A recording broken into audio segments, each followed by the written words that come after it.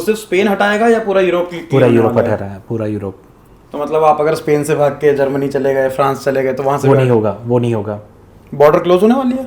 Border close यानी आपके पास visa होगा, आपके पास लीगल पेपर्स होंगे तो ही आप ट्रैवल कर सकते हो। वरना कहीं पे भी आपको पकड़ेगा, वहाँ से सीधा आपको डिटेन ही करने वाले हैं। तो सैम भाई, पहले तो आपका इंट्रोडक्शन चाहिए। मेरा नाम है सैम गोहिल और मैं यहाँ पे यूरोप में बार्सिलोना स्पेन में रहता हूँ और लगभग 6 साल से मैं यहीं पे वर्क करता हूँ। यहाँ पे एज अ स्टडी बेस पे आया था, उसके बाद जॉब अपॉर्चुनिटीज़ एक्सप्लोर की, जॉब मैंने स्टार्ट की और 5 years I am working here in Spain in Barcelona. ठीक है, तो सैम भाई आज का जो हमारा वीडियो होने वाला है, ये होने वाला है agent versus reality of Spain. Great. तो कुछ मेरे सवाल है, कुछ हमारे ऑडियंस व्यूअर्स के सवाल है, तो आपको उसका जवाब देना है। ठीक है कि भाई एजेंट वर्सेस रियलिटी आखिर है क्या? कि भाई जो एजेंट हमको सपने दिखा के यहाँ भेजते हैं, तो उसकी रियलिटी आप बताइए। अब उसमें से कुछ सपने ऐसा बोल सकते हैं कि भाई ट्रू होंगे, लेकिन वो ट्रू होने वाले परसेंटेज है 1% और फॉल्स होने वाले परसेंटेज है वो 99%। क्योंकि बहुत सारे एजेंट, जैसे ऑब्वियस के जो लोग इलीगल आते हैं उनके लिए तो अपॉर्चुनिटीज़ वो एक्सप्लोर नहीं कर सकते हैं, लेकिन जो लीगली आते हैं उनको भी ऐसे फेक सपने नहीं दिखाने चाहिए। जैसे स्टूडेंट पे आते हैं तो उनको जो रियलिटी है वो चीज़ एक्सप्लेन करनी चाहिए। यहाँ पे यूरोप में मेन जो इशू है वो पेपर वर्क है। पेपर वर्क स्ट्रांग होना चाहिए। दूसरी चीज़ के उसके बाद जैसे एजेंट सपने दिखाते हैं कि आप जैसे ही डे 1 से ही आप लग्जरियस लाइफ आपकी स्टार्ट हो जाएगी, वो सब चीज़ नहीं होता है, ये सब मिथ है। और दूसरी चीज़ के एजेंट बोलते हैं कि आप जाओगे उसके बाद तुरंत ही आपके लिए तो भाई जॉब रेडी होगी वहाँ पे, वो 3000-5000 यूरो आप अर्न करना स्टार्ट कर दोगे, लेकिन ये सब चीज़ मिथ है, ये सब सत्य नहीं है। मेन चीज़ है जब भी आओ तो फर्स्ट चीज़ है आप यूरोप में जहाँ पे जैसे फ्रांस आओगे, स्पेन आओगे या जर्मनी जाओगे, कोई भी जगह पे जा रहे हो, लेकिन लैंग्वेज जो है लैंग्वेज बैरियर रहेगा। आपको लैंग्वेज नहीं आती है, लैंग्वेज के लिए प्रिपेयर होके नहीं आए हो, आपके लिए अपॉर्चुनिटी नहीं है। आपको कहीं लोकल जगह पे कोई देसी के वहाँ पे काम करना पड़ेगा और आपको पता है कि जो पेमेंट रहता है वो बहुत अच्छा रहता है देसी के साथ। इन कर्टर से मैं बोल रहा हूँ क्योंकि देसी जो लोग हैं वो इवन आपको एक नई चीज़ भी बताऊँ मैं आपको, जैसे स्टूडेंट में भी आते हैं ना, स्टूडेंट्स बहुत सारे आते हैं यूरोप में, स्पेन में भी आते हैं, तो स्टूडेंट को भी ये देसी लोग क्या बोलते हैं कि देसी लोग, मैं ऐसा नहीं बोलूँगा कि जो पूरे इंडिया से ही है वो सब चीज़, लेकिन जो अनपढ़ लोग हैं यहाँ पे आके बहुत सालों से रहते हैं, जिनको लॉ या रूल्स रेगुलेशन कुछ का पता नहीं होता है, ये लोग बोलते हैं कि आप स्टूडेंट में आए हो ना, आप तो इलीगल हो, लेकिन ऐसा नहीं है, ये सब मिथ है। स्टूडेंट यहाँ मैं बात काटना चाहूँगा यार। स्टूडेंट, हम एज अ स्टूडेंट यहाँ आए हैं, वीज़ा और पासपोर्ट पे ठप्पा लगवा के आए हैं, तो कैसे कोई बोल सकता है कि इलीगल है? जबकि मैं लोगों को देख रहा हूँ कि वो 10-10, 15-15 दिन के टूरिस्ट वीज़ा लगा के छोटी मोटी कंट्री आ जा रहे हैं शनिगन की, और फिर भाग के यहाँ आ रहे हैं स्पेन। तो वो इलीगल है ना, हम थोड़ी इलीगल है। वो इलीगल है, लेकिन यहाँ पे जो कुछ बंदे रहते हैं जो बहुत साल से यहाँ पे रहते हैं, वो उन लोगों के लिए जो भी मैं इवन खुद भी मैं आया था तब मुझे भी बहुत सारे लोगों ने मिसगाइड किया था कि भाई आप स्टूडेंट तरीके से आए हो तो आप इलीगल ही रहना है आपको, उसके बाद ही आपके पास 3 साल के बाद ही आप वो अप्लाई कर सकोगे मॉडिफिकेशन के लिए, वो सब चीज़ के लिए। ये सब नहीं होता है एक्चुअली में, ये सब गलत है। जैसे स्टूडेंट वीज़ा लगवा के इवन उसके बाद जब यहाँ पे उनके लीगल फिंगरप्रिंट्स वो सब चीज़ कर लेते हैं, उसके पास उनको नीए कार्ड देते हैं जो टेम्पररी आइडेंटिफिकेशन नंबर के साथ वो जो मिलता है वो कार्ड होता है उनका, वो यहाँ की रेसिडेंसी भी प्रोवाइड मिसके प्रेजेंट करता है, और दूसरी चीज़ यहाँ का उनका लीगल स्टेटस भी प्रोवाइड करता है। ठीक है।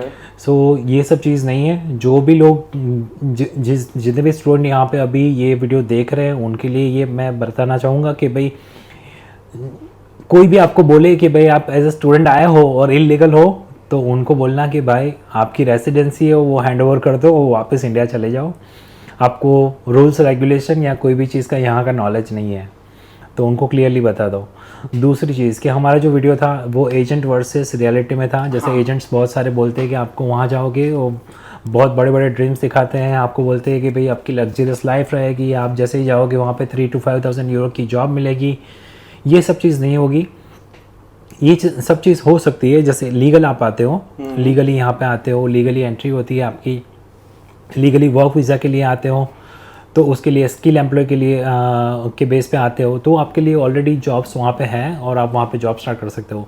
लेकिन जो जॉब सर्च के लिए है या कोई जैसे इरास्मस मिस के जैसे अभी नया जो रूल है, ओपन इमिग्रेशन, ओपन इमिग्रेशन नहीं, ओपन इमिग्रेशन तो जो अभी है वो इलीगल्स के लिए है, इलीगल लोग जो है वो उनको लीगल का स्टेटस देने के लिए है।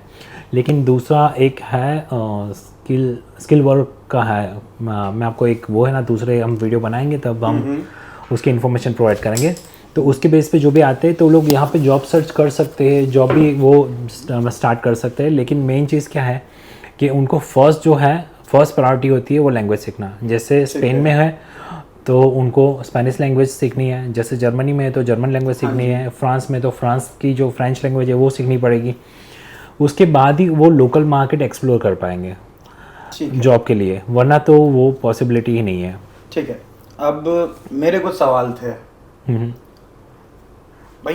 हम बात कर रहे हैं एजेंट वर्सेस रियलिटी। आप एजेंट के थ्रू आए हैं या आप कैसे? नहीं, मैंने खुद मेरा वीज़ा लगवाया था। मैंने एजेंट को फाइल दी थी मेरी, लेकिन क्या हुआ कि भाई वो उन्होंने सबमिशन भी बहुत डिले किया। उसके बाद मेरा वीज़ा का फ्रांस के लिए रिफ्यूज़ल था, तो उसके बाद मैंने खुद ही मेरा ट्राई किया और मैं स्पेन का खुद ही वीज़ा लगा के आया हूँ। और इवन मैंने जितने भी मेरे फ्रेंड्स या मेरे ग्रुप में जितने भी लोग हैं उनको मैंने गाइड किया हुआ है और उनकी वीज़ा लगे ही है।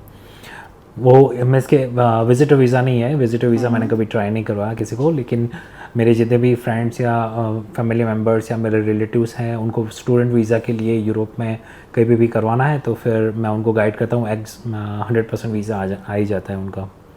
ठीक है, अब सेकेंड चीज़, एजेंट वहाँ से जब बच्चों को तैयार करते हैं यहाँ भेजने के लिए, तो वो कहते हैं कि यहाँ पे अटेंडेंस का कोई झंझट नहीं है कॉलेजेस में। ठीक है, वो कहते हैं कि आप कोई प्रॉब्लम नहीं है, कुछ नहीं भी लिखोगे तो पास हो जाओगे, आप फुल टाइम कर सकते हो, कॉलेज जाने की ज़रूरत नहीं है।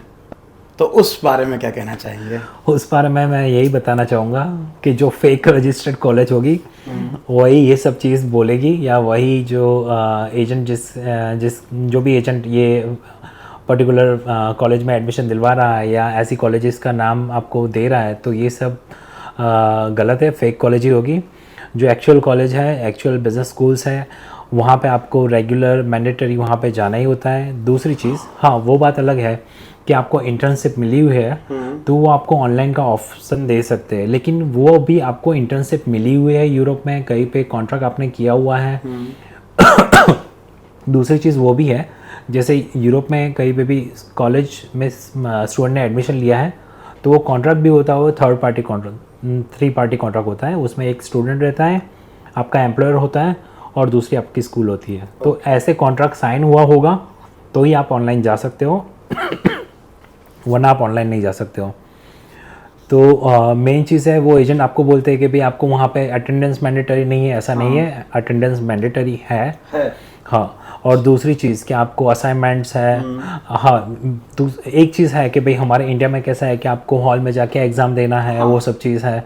आपको जैसे एक कॉलेज में एडमिशन लिया है तो आपको एग्ज़ाम के लिए दूसरी कॉलेज में जाना होता है, ये सब चीज़ हमारे पास वो होता है। लेकिन हम यहाँ पे ऐसा नहीं है, यहाँ पे असाइनमेंट बेस्ड स्टडीज़ हैं, प्रोजेक्ट बेस्ड स्टडीज़ हैं।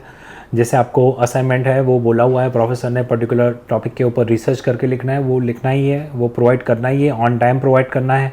ऑन टाइम भी प्रोवाइड नहीं करते हो तो आपको वो फेल होने के चांसेस भी बढ़ जाते हैं और वो आपका स्टडी भी आगे नहीं बढ़ता है। अच्छा, ये आपने अच्छा बताया कि फेल होने के चांसेस बढ़ जाते हैं। अगर बच्चा फाइनल्स में फेल होता है तो क्या इंडिया जैसे उसको सप्लीमेंट्री एग्जाम देना होता है या उसका वीज़ा कैंसिल हो जाता है, इंडिया भिजवा दिया जाता है, क्या है? नहीं, एक्चुअली में वीज़ा कैंसिल नहीं होता है और ऐसा भी नहीं होता कि, पर हाँ एक चीज़ है कि जैसे उसका एग्ज़ाम दिया हुआ है, उसका फाइनल में उसने फेल किया हुआ है तो उसको फिर से रीसीट एग्ज़ाम होती है। रीसीट एग्ज़ाम उसके यानी जो भी असाइनमेंट दिया हुआ है उसको उसे फिर से सबमिट करना है, वो फिर से सबमिट करेगा और उसका रिज़ल्ट जो आएगा उसके बेस पे उसका वीज़ा फिर एक्सटेंड भी हो सकता है। ठीक है, अब जैसे कोई बच्चा नया यहाँ आया है वो किसी को जानता नहीं है। और मोस्टली अभी जैसे हम बात कर रहे हैं एशियंस, जैसे हमारे इंडिया, पाकिस्तानी, नेपाली, बांग्लादेशी जो भी आते हैं वहाँ से, अब लैंग्वेज बैरियर तो होते ही है, तो एक अकेलापन भी होता है एक, आपको पता है ये चीज़।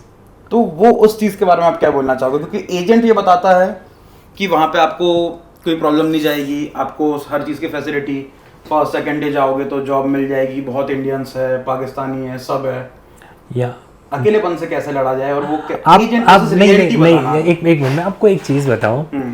आप इंडिया से यूरोप में इंडियन को ढूंढने आए हो, पाकिस्तानी को ढूंढने आए हो, या अपनी कंट्री के सेम पीपल को ढूंढने आए हो? नहीं, आप इंडिया से यूरोप में आए हो नए नेटवर्क क्रिएट करने के लिए, नई अपॉर्चुनिटी, नया कल्चर, नया जो भी उनका जो बिजनेस स्ट्रेटेजी होती है वो सब सीखने के लिए आए हो। अब आप इंडिया से यहाँ पे यूरोप में आके उसके बाद आप इंडियन को ही ढूंढना है, इंडियन की हेल्प लेनी है, तो वो मीन्स के आपके लिए मैं बोलूँगा कि वो सही रास्ता नहीं है। आपको यहाँ के पीपल है, यहाँ की जो कल्चर है, यहाँ के भी बिजनेस स्ट्रेटेजीज है, वो सब सीखने के लिए आपको यहाँ का लोकल बंदे के साथ नेटवर्किंग क्रिएट करना ही पड़ेगा। ठीक है। तो एक बात मैं काटना चाहूँगा, क्योंकि अभी ये कंटिन्यू चल रहा है वीडियो, इसलिए आपसे पूछना ज़रूरी है। आप किस साल और किस डेट को आए थे, आपको याद है यहाँ पे? यस, बताइए। 4 नवंबर 2020। ओहो, क्या बात है, 2020। तो रेसिज्म आपने फेस किया कुछ? अभी तक मैंने नहीं फेस किया। One time yes. एक बार मैं सुपरमार्केट में था और मेरा कैसा है कि सुपरमार्केट में था और बैग लेके था, तो वहाँ पे बहुत सारे दूसरे भी कंट्री के लोग होते हैं। मैं पर्टिकुलर यहाँ पे हुआ था या कोई दूसरी कंट्री में मैं गया था, वो मैं पर्टिकुलर कंट्री का नाम नहीं लूँगा, पर ये हाँ मैंने एक बार मैंने फेस किया था। लेकिन वहाँ पे मैंने क्लियर भाषा भी बोल दिया था कि भाई ये last time I visited your store, next time I will not. Okay, जैसे ये मेरी पहली कंट्री नहीं है, मतलब मैं 9-10 कंट्री पहले भी घूम चुका हूँ, तो बहुत चीज़ें देखी है मैंने ये जिसको हम रेसिज्म बोलते हैं। बट जब मैं स्पेन आया तो बाकी कंट्रियों के मुकाबले मुझे यहाँ के लोग बहुत ही ज़्यादा हेल्पफुल, लाइक हर चीज़ में मदद करते हैं। यहाँ मुझे वो रेसिज्म देखने नहीं मिला है। यहाँ पे देखो मेन चीज़ क्या है कि टूरिस्ट स्पॉट क्यों बोलते हैं बार्सिलोना को? हाँ, मतलब शायद वेलकमिंग, सबसे ज़्यादा बड़ा टूरिस्ट स्पॉट है ना। या ये हम यहाँ के जो भी लोकल पीपल है ये सब बहुत ही वेलकमिंग है। ये सबको जो एनवायरनमेंट देते हैं वो particularly healthy environment, friendly environment देते हैं। सो यहाँ पे आपको रेसिज्म नहीं देखने को मिलेगा। ठीक है, अब मेन चीज़ जब बच्चे यहाँ आ रहे हैं तो चलो TI कार्ड का तो आपने बता दिया, अब आते हैं हम एकोमोडेशन पार्ट पे। तो आजकल वैसे तो मतलब नहीं बोलना चाहिए, लेकिन फिर भी मैं बोल रहा हूँ कि शायद क्राइसिस है ये एकोमोडेशन का यहाँ पे बार्सिलोना में। तो क्या सही में क्राइसिस है? अच्छा वो याद दिलाया। दूसरी चीज़ कि बहुत सारे एजेंट आपको बोलते हैं कि भाई वहाँ पे जाओगे तो आपके लिए तो इवन मैं आपको बताऊँ कि एजेंट की बात तो दूर रही, मैं आपको बोलूँ कि यहाँ पे स्पेन में भी बहुत सारे एसोसिएशंस है जो नाम के एसोसिएशन है, वो कुछ एसोसिएशन है जो काम करते हैं। हाँ। लेकिन बहुत सारे एसोसिएशन है वो क्या करते हैं बताएं, वो इंडिया में किसी एजेंट के साथ कनेक्शन होता है उनका। हाँ जी। वो बोलते हैं कि भाई आप विजिटर वीज़ा लगाओ और फिर यहाँ पे आ जाओ और हम आपका पहले दिन से ही जॉब मिल जाएगी, कन्वर्ट करा देंगे, यानी कन्वर्ट करवा देंगे आपका मॉडिफिकेशन पहले दिन से आप लाओगे। अभी कुछ ही दिन पहले, मैं एसोसिएशन का नाम नहीं लेना चाहूँगा, लेकिन मुझे एक बंदा मिला रात को 11:30 बजे के आजू बाजू। मैं और मेरी फैमिली हम लोग ऐसे ही सैटरडे को निकले थे। मैं बोले चलो बच्चों को घुमा के मेट्रो से सेंटर में लास अम्बलास साइड जाते हैं। तो वहाँ पे एक बंदा मुझे मिला, तो वो स्टेशन का एड्रेस पूछ रहा था और मुझे बोल रहा था कि ये स्टेशन कहाँ पे है। मैं बोला ओके यही मेट्रो में आपको ये वाला स्टेशन है, यहाँ पे उतरना होगा। फिर उसको एग्ज़िट का नहीं पता, थोड़ा एग्ज़िट का गाइड कर दिया। तो मैं बोला अभी यहाँ पे, मुझे बोलता है कि भाई हम लोग मैं एज अ विजिटर वीज़ा पे आया हूँ। हाँ। और हमारा तो एसोसिएशन है, हम लोग तो मेरे एसोसिएशन ने हमें बोला हुआ है कि जॉब तो तुम्हारी पक्की है। तो ये सब गलत है। ये आप यार, मैं तो एक बात बताऊँ कि ये एसोसिएशन को भी बोलना चाहूँगा, ये इंडियन कॉन्सुलेट को भी मैं बोलना चाहूँगा कि भाई आप जितने भी एसोसिएशन है ये सबको कांटेक्ट करो, उनको बोलो कि भाई ये सब चीज़ मत करो। आप यार यहाँ की गवर्नमेंट नहीं हो, आप यहाँ के कॉन्सुलेट में बैठे हुए लोग नहीं हो, जो स्पेनिश एम्बेसी में बैठे हुए लोग भी नहीं हो कि जो आपको बस ओके आएगा ये मेरे पहचान वाला है उसको तो मैं भाई यहाँ का सीधा पासपोर्ट ही दे दूंगा, ये सब चीज़ पॉसिबिलिटी है ही नहीं। तो ऐसे यार मिस गाइड करना बंद कर दो यार प्लीज़। अच्छा, तो जैसे अभी आपने काउंसलेट की बात करी, तो काउंसलेट मैड्रिड में है ना यहाँ पे मेन? नहीं, मैड्रिड में भी है और बार्सिलोना में भी है। बार्सिलोना में भी है। तो क्या कोई अपॉइंटमेंट लेनी पड़ती है या फिर बच्चा डायरेक्ट जा सकता है? नहीं, ऐसा नहीं है। मीन्स के जो भी यहाँ पे स्पेन में या यूरोप में आया हो तो आपको अपॉइंटमेंट जो है वो मैंडेटरी है। बिना अपॉइंटमेंट कुछ भी नहीं है यहाँ पे। भले वो इंडियन एम्बेसी है या यहाँ की स्पेनिश एम्बेसी है, लेकिन ये तो आपको पता है कि एक डेकोरम है वो फॉलो करना ही पड़ता है कोई भी जगह पे। हम इंडिया में कुछ ऑफिस में हम फॉलो नहीं करते हैं, पर मेन चीज़ यहाँ पे कैसा है आपको वो फॉलो करना ही पड़ेगा। यहाँ पे भी कॉन्सुलेट को आपको मिलना है तो आपको अपॉइंटमेंट थ्रू ही जाना पड़ेगा।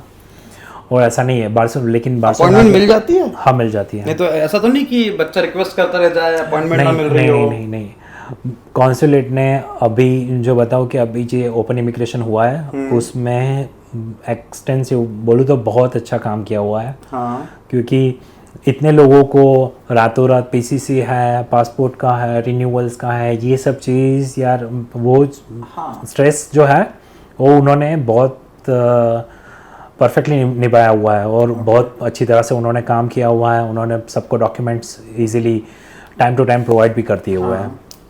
ठीक है, मतलब ये तो हो गई काउंसलेट के बाद हमारे।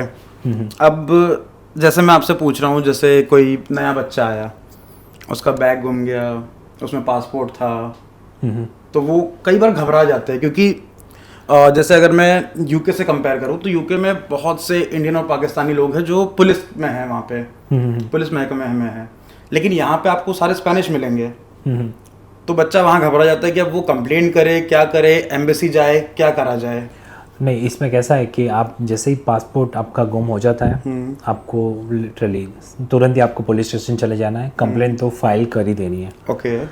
आप ऑन टाइम कंप्लेंट फाइल करोगे, उसका बेनिफिट क्या है कि इन केस कहीं पे किसी को आपका बैग मिल गया या आपका पासपोर्ट कहीं पे गिरा हुआ मिल गया कहीं पे भी, तो आपको वो रिटर्न तुरंत हो सकता है। ठीक है। दूसरी चीज़, जैसे ही कंप्लेंट कर देते हो उसके बाद आप बार्सिलोना कॉन्सुलेट है या मैड्रिड में कॉन्सुलेट है उनको ईमेल या फ़ोन कर सकते हो। उसके बाद अपॉइंटमेंट लेके नेक्स्ट डे ही आप सीधा भी जा सकते हो, ऐसा कुछ नहीं है, वो हैंडल कर लेते हैं। कभी कभी अर्जेंसी में होता है। यहाँ मैं रोकना चाहूँगा। आपने कहा कि उनको हम कॉल करके अपॉइंटमेंट ले सकते हैं, तो वो हिंदी में बात करेंगे, इंग्लिश में या स्पेनिश में? सबसे पहला हम इंडियन कॉन्सुलेट के पास जाने वाले हैं। हाँ। तो इंग्लिश भी होगी, हिंदी भी हो सकती है। ठीक है, दोनों में बात कर सकते हो। वो चीज़ बस मुझे क्लियर, मेन चीज़ है वो। दोनों में बात कर सकते हो। हाँ, हिंदी इंग्लिश बात कर सकते हैं क्योंकि बंदा लेकिन बने उतना ट्राई है ना इंग्लिश में करना। क्यों आपको बोल रहा हूँ, क्योंकि वहाँ पे जो लोकल पीपल भी वर्क करते हैं वहाँ पे। ओके। तो कभी कभी आपका कॉल किसी लोकल बंदे ने हैंडल कर लिया तो फिर उसके पास आपको इंग्लिश में बात करनी पड़ेगी। इसलिए मेन प्रीफर लैंग्वेज तो मैं आपको बोलूँगा कि आप फर्स्ट लैंग्वेज जो इंग्लिश रखना, सेकंड लैंग्वेज आप ऐसा हो तो हिंदी रख सकते हो। क्योंकि 95% स्टूडेंट्स जो आते हैं वो तो इंग्लिश एग्जाम क्वालिफाई करके ही आते हैं यहाँ पे। अगर भाई हमने लैंग्वेज कोर्स इंग्लिश में लिया हुआ है, हमारा इंग्लिश लैंग्वेज है, तो वो तो बिना IELTS PT के आते नहीं है। बट कुछ होते हैं जिनको एजेंट यहाँ भेज देते हैं, बस जैसे तैसे भेजवा देते हैं कि जाओ सब हो जाएगा वहाँ पे, तो उन लोगों को ये प्रॉब्लम जाती है। मुझे पता है। हाँ। ये बहुत सारे एजेंट ऐसा करते हैं कि भाई वहाँ पे जाओ, वहाँ पे सब कुछ हो जाएगा, लेकिन ऐसा नहीं होता है। बहुत सारे स्कूल में, जैसे मैं C3S का तो आपको पता ही है कि भाई हम लोग वो स्टूडेंट, हमारा एक्सटेंसिव सपोर्ट रहता है। C3S पर्सनल एक्सपीरियंस बताओ यहाँ पे।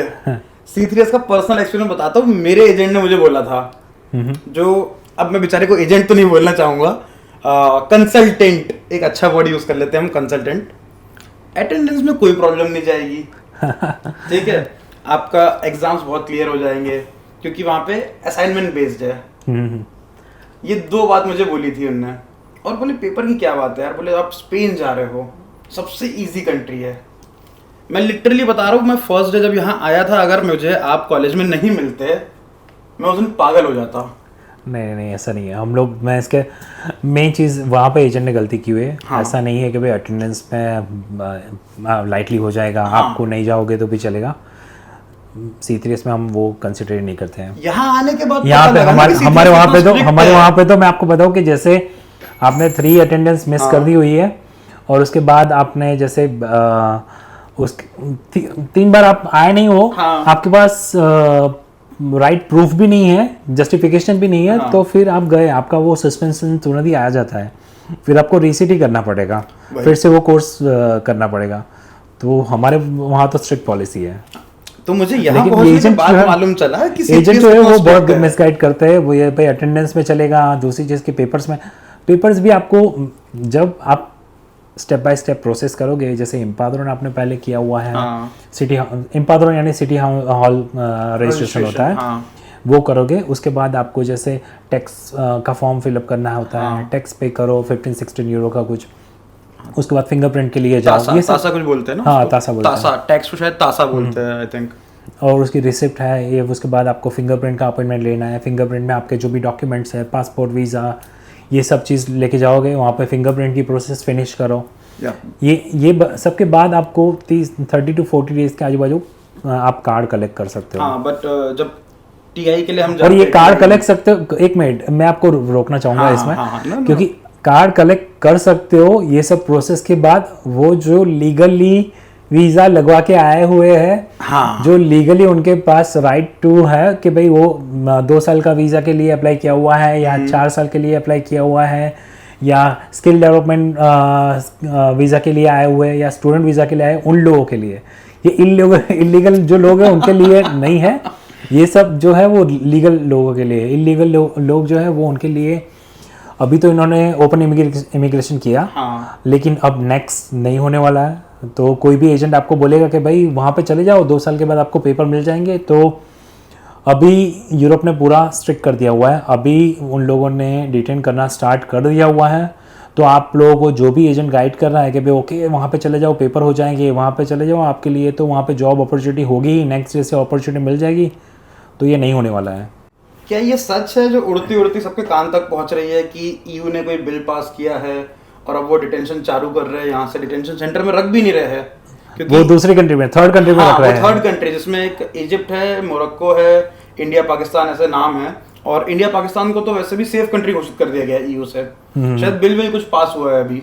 ये सच है? यस, तो मतलब अभी detention- जितने भी लोग इलीगल है यहाँ पे, वो सबको डिटेन करना स्टार्ट किया हुआ है। और सब लोगों को डिटेन करके, ऐसा नहीं है कि जैसे असाइलम सीकर्स भी है ना, उन लोगों को भी क्या किया हुआ है कि भाई वो थर्ड कंट्री में रख रहे हैं, यूरोप से बाहर।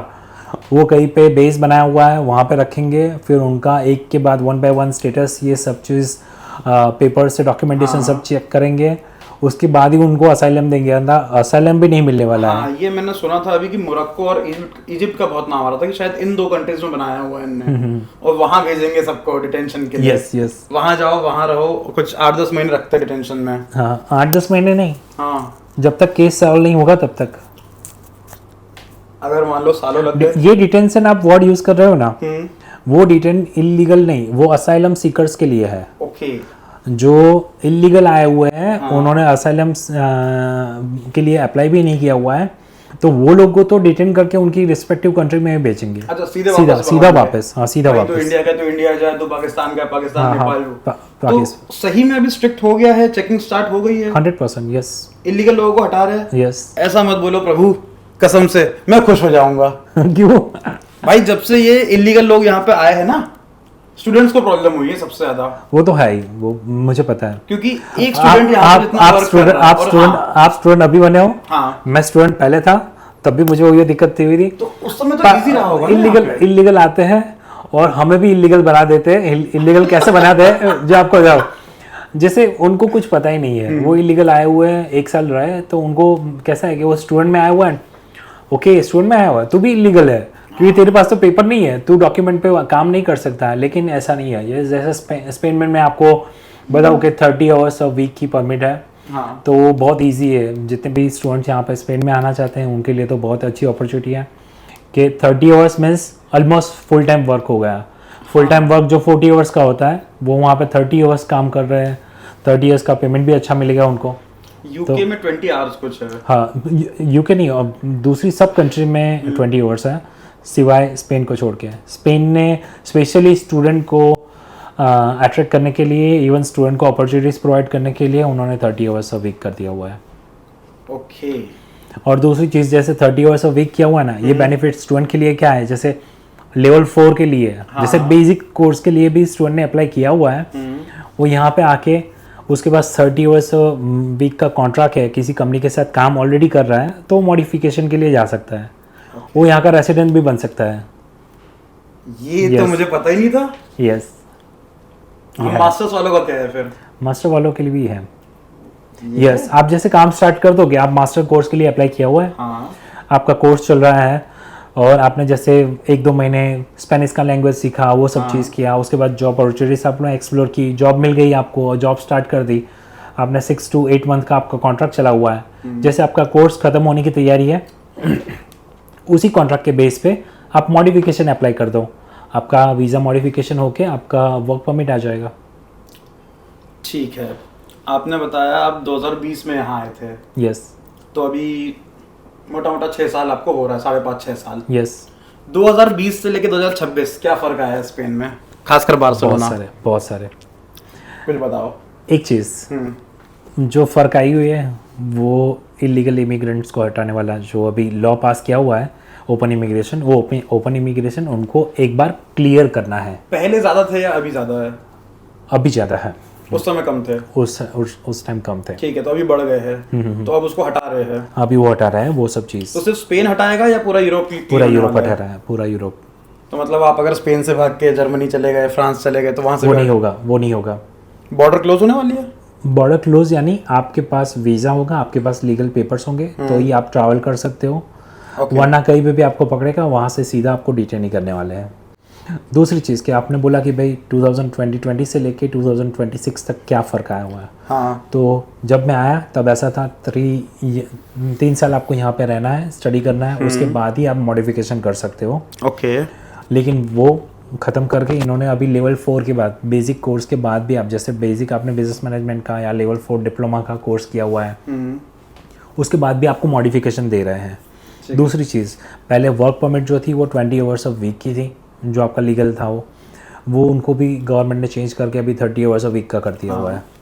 तो ये बहुत सारे चेंजेस आए हुए हैं। और इवन पहले कैसा था कि पे भी बहुत कम मिलता था, वो सब चीज़, लेकिन अभी तो स्पेन में पे भी बहुत अच्छा मिलता है। पे अच्छा मिलता है? यस। अच्छा, जो लीगल है उनके लिए?